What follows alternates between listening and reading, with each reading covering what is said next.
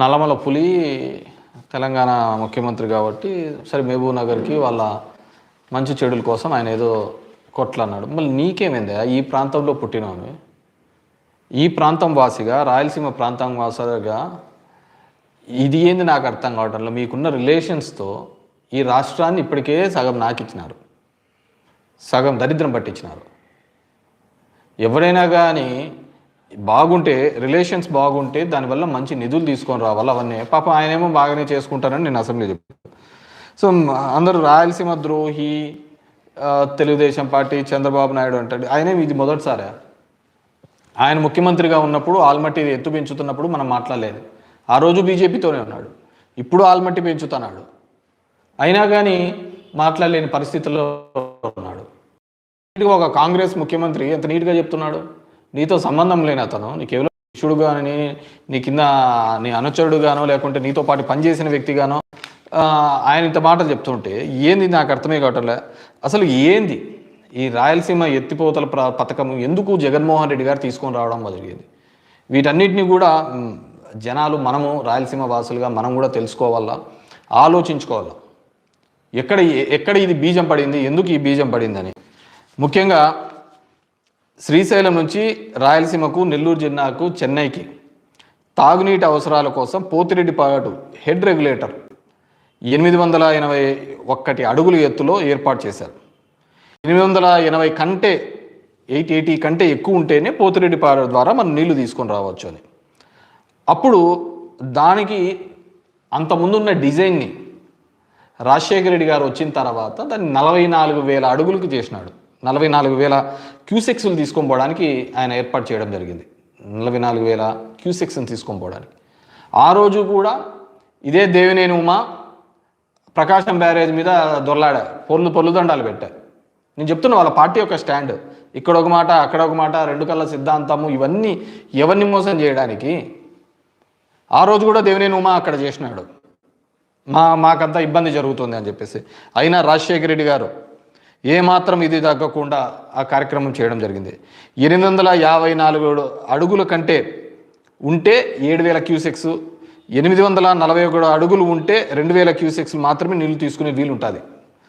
పోతిరెడ్డిపాడు ద్వారా దగ్గర 101 టీఎంసీలు కేటాయింపు మనకు ఉంది. అయినా ఎప్పుడు తీసుకున్న దాఖలాలు లేవు. 2004-05లో మనం తీసుకునేది 56, 2005-06లో 78 టీఎంసీలు, 2007-08లో 48, 2009-10లో 60 టీఎంసీలు మాత్రమే పోతిరెడ్డిపాడు దాని ద్వారా మనకు పరిమితమై వచ్చింది. 2012-13లో 22 టీఎంసీలు, 14-15లో 59, 15-16లో 0.95, 16-17లో 67 టీఎంసీలు, 17-18లో 91, 18-19లో 115, 19-20లో 179 టీఎంసీలు. అంటే కేవలం 1-2 సంవత్సరాలు తప్ప 20 ఏళ్లలో మనం ఫుల్గా దాన్ని వాడుకునే లేదు, తీసుకున్న దాఖలాలు లేవు. అటువైపు తెలంగాణ చూసినాము అంటే వాళ్ళు 798 అడుగులకు వచ్చేల కల్లా వాళ్ళు కరెంట్ కొట్టడం మొదలు పెడతారు. మనం కూడా చాలాసార్లు గొడవ పడినాం, పోలీసు వాళ్ళం పెట్టినాం, ఇట్లా నీళ్లు కొట్టుకోకూడదు అని చెప్పేసి అన్నీ చేయడం జరిగింది. ఇవన్నీ అయ్యేది కాదని చెప్పేసి అప్పుడు పాలమూరు రంగారెడ్డి పెద్ద ఎత్తున పెట్టినాడు కేసీఆర్. డైలీ 2 టీఎంసీ తెక్కన 60 రోజుల లోపల 120 టీఎంసీలు లిఫ్ట్ చేసే విధంగా పెట్టినాడు. దానికి ఏది పాలమూరు రంగారెడ్డి కానీ, దిండి ప్రాజెక్టు కానీ కేసీఆర్ ముందుకు తీసుకొని పోయినాడు. మనం కూడా ఆ టైంలో వాటిని అన్నిటినీ ఆపాలి అనే ఉద్దేశంతో జగన్మోహన్ రెడ్డి రైతు దీక్ష చేయడం జరిగింది, జలదీక్ష చేయడం జరిగింది కర్నూలులో. నువ్వు నేను మర్చిపోయింటావు, అన్ని రికార్డులలో ఉంటాయి.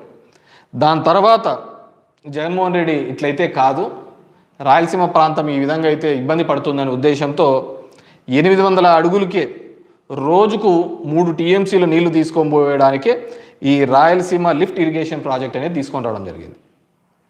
రోజుకు 3 టీఎంసీలు నీళ్లు తీసుకుని రావడం, దాని మీద పేరు వస్తుందని ఎన్విరాన్మెంటల్కి, దీనిలకు అన్నిటికీ పోవడం జరిగింది. తెలుగుదేశం పార్టీ మనకు పేరు వస్తుందని.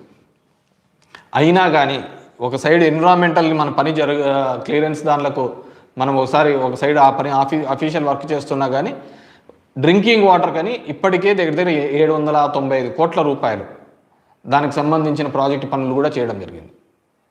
ఎందుకంటే ఇప్పుడు చూసినా అనుకో, రాజశేఖర్ రెడ్డి పోలవరం మొదలు పెట్టేటప్పుడు కూడా ఎన్విరాన్మెంటల్ క్లియరెన్స్ లేవు. అయినా కానీ ఏదో ఒక చోట ఎవరో ఒకరు ఈ పనిని మొదలు పెట్టాలి అనే ఉద్దేశంతో పోలవరం పనులు మొదలు పెట్టడం జరిగింది. పోలవరం పనులు మొదలుపెట్టి రైట్ కెనాల్ ఈరోజు వాళ్ళు ఏదైతే పట్టిసీమ అని చెప్పుకుంటున్నారో ఆ పట్టిసీమ దానిలకు రైట్ కెనాల్ మొదలు పెట్టించినది ఎవరు? రాజశేఖర రెడ్డి కదా. దానికి కూడా నువ్వు అడ్డం పడుతుంది 5-6 మందితో, కొంతమంది రైతులతో ఏపిస్తుంది. దాని తర్వాత నీ గవర్నమెంట్ వచ్చిన తర్వాత ఆ రైతులు 50 లక్షలు కాంపెన్సేషన్ ఇప్పిస్తుంది. ఎవరు? ఇరిగేషన్ అంటేనే రాజశేఖర రెడ్డి గారు వైఎస్ఆర్ కుటుంబంలో ఉన్నప్పుడే 2004 ముందు చూడండి కేటాయింపులు ఎన్ని ఉన్నాయో, ఇప్పుడు చూడండి కేటాయింపులు ఎన్ని ఉన్నాయని. ఆ రోజు పోలవరం కూడా ఇదే సమస్య ఉంటే ఎన్విరాన్మెంటల్ క్లియరెన్స్ ఉంటే మొదలుపెట్టి ఈ పనులు అవి జరుగుతా అంటే ఈరోజు జరుగుతుంది ఎన్విరాన్మెంటల్ క్లియరెన్స్. ఈరోజు ఎవరు గవర్నమెంట్లో ఉన్నారు? రాయలసీమకి ఒకవేళ లిఫ్ట్కు లేదనుకోండి ఎన్విరాన్మెంటల్ క్లియరెన్స్, మీరు తెప్పించుకోండి. మేము మొదలు పెట్టాం కదా, స్టార్ట్ చేశాం కదా. Development is a continuous process. అది వదిలిపెట్టినారు మీరు. ఈ విధంగా కంప్లీట్గా కూడా రాయలసీమ ద్రోహనో దీనిలోనో ఇప్పుడు ఈ విధమైన అసమానతలు క్రియేట్ చేయడం వల్లనే కదా ఈ ప్రాంతంలో ఇబ్బంది పడుతున్నది. ఆ రోజులు అంటే కొంతమంది ఉండేవాళ్ళు, మైసూరాడి మామ, ఎంవి రమణారెడ్డి, కొంతమంది ఉంటే అనంతపురం జిల్లాలో ఉన్న వాళ్ళు, కొంతమంది పాదయాత్రలు చేసినారు ఇదే విధంగా రాయలసీమకు సంబంధించి. ఇప్పుడు అంతా ఆ సీన్ ఎంత ఏం కనపడటంలే మనకంతా ఎందుకు కనపడుతుంది? ఇప్పుడు పొద్దున్న లేచిన నుంచి కూడా ఒకటే దీనిలో ఏది పెద్ద ఇంపార్టెంట్ ప్రాజెక్ట్ అంటే అనసూయ, అన్వేషు, శివాజీ. ఇవి తప్ప మనకి ఏదైనా కనపడతా అంటేనే కదా. ఏందో నాకు అర్థమే కావటంలే. ఎవడని లిఫ్ట్ ప్రాజెక్టులు చేస్తాం, ఇవి చేస్తాం, ఇవి కాదు. 100 రూపాయలకు మంది వస్తుందా లేదా? క్వాలిటీ మద్యం దీనిల మీద పడి ఉంటే ఎంత దరిద్రం అంటే రాయలసీమకు సంబంధించి మాకు ఎయిమ్స్ వచ్చింది అనంతపూర్కి, తీసేపోయి అమరావతిలో అని చెప్పి గుంటూరులో పెడుతుంది. ఈ గుంటూరులో కార్పొరేట్ లేదా ఎక్కడ వెనుకబడి జిల్లాల్లో పెట్టింటేది కదా. ఈరోజు హైకోర్టు వచ్చిండే కర్నూలులో, తీసపోతుంది. బ్యాంకింగ్ సెక్టార్స్, రీజనల్ బ్యాంక్స్ అన్నీ ఉంటే, కెనరా బ్యాంకు ఇవన్నీ ఉంటే కడప నుంచి తీసేస్తుంది. లా యూనివర్సిటీ తీసేస్తుంది, హైకోర్టు తీసేస్తుంది. ఈరోజు వచ్చే డ్రింకింగ్ వాటర్ని తాగే నీళ్ళకు ఇబ్బంది పెడుతుంది. ఇక్కడ చూస్తావా మా హంద్రీ కాలంలో లైనింగ్ చేస్తుంది. పోయి చూడుపా పక్కన బోర్లన్నీ ఎట్లా ఎత్తిపోయినాయో. అంతమంది పుష్కలంగా ఉన్న బోర్లు ఈరోజు బోర్లలో నీళ్ళు లేని పరిస్థితి. లైనింగ్ చేయించినారంతా, కుప్పం తీసుకోవాలంట, అందుకు మొత్తం లైనింగ్ చేయించినారు. ఏంటిది? ఎక్కడికి పోతున్నాం? మనం మాట్లాడాల్సిన అవసరం లే. తెలుగుదేశం పార్టీకి ఒకటే, ఆవకాయ అమరావతి, ఇది తప్ప వేరేది పట్టటంలే. ఎవడైనా మాట్లాడిచ్చేది, చెప్పేది, పాడు పరదేశి ఏందిలే. సాయంత్రం అయితేనే 100 రూపాయలు క్వాలిటీ మందు దొరికిందా లేదా, అది దొరికితే చాలు. ఎంత దరిద్రానికంటే అంత దరిద్రానికి. ఇదే అమరావతి మీద ఇంకో దాని మీద చేస్తే గింజుకొని హైకోర్టులకు, సుప్రీంకోర్టులకు, అన్ని చోట్లకు తిరగవా? దీనివల్లనే కదా ప్రాంతీయ అసమానతలు వచ్చేది. కేసీఆర్ అప్పుడు ఈ విధంగానే కదా.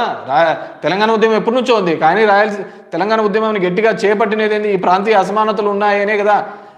నీరు నియామకాలు అని చెప్పేసి ఆయన బయటకు వచ్చినది నీ టెన్యూర్లోనే కదా. ఈరోజు మళ్ళీ అలాంటి ఉద్యమం కూడా పుట్టించాలని చూస్తున్నావు రాయలసీమ ప్రాంతంలో. మొత్తం ఏది చూడు వేల కోట్లు తీసుకుపోయి ఒక ప్రాంతాన్ని అభివృద్ధి చేస్తున్నాం. ఎవరు అంతా నీ అనామలే ఉండేది అక్కడంతా. దానంత పెద్ద స్కామే లేదు. మీరు అన్ని నీతులు చెప్తా పోతా అంటారు. ఎంత అధ్వానంగా జరుగుతుందంటే అసలుకు గిట్టుబాటు ధర లేదు రైతులకు. చూస్తే నిన్న అచ్చెన్నాయుడు ఎక్కడో ఛాలెంజ్ చేసినాడు. ఆయన ఏం ఛాలెంజ్ చేస్తాడు? అసలు రాయలసీమకి ఏం న్యాయం చేశామో ఓపెన్ డిస్కషన్ చేస్తాను. నాయన అచ్చెన్నాయుడు గారు చెప్పండి నాయన, ఇది మీ ప్రాంతము అట్లా అయిపోయింది. ఉత్తరాంధ్ర కేవలం పదవుల కోసం ఉంటేనే తప్ప. నేను చేశానయ్యా 2013లో ఎండింగ్లో నేను, రఘువీరారెడ్డి, అనంత వెంకటరామరెడ్డి, హంద్రీనివా అనే మాల్యాల నుంచి దీని వరకు జీడిపల్లి వరకు మేము పాదయాత్రగా వచ్చినాము. ఎందుకంటే ఆ రోజు గట్టిగా పట్టుకోకపోతే రావు అనే ఉద్దేశంతోనే మొత్తం నీళ్లు తీసుకొని పాదయాత్ర రూపంలో తీసుకొని రావడం జరిగింది.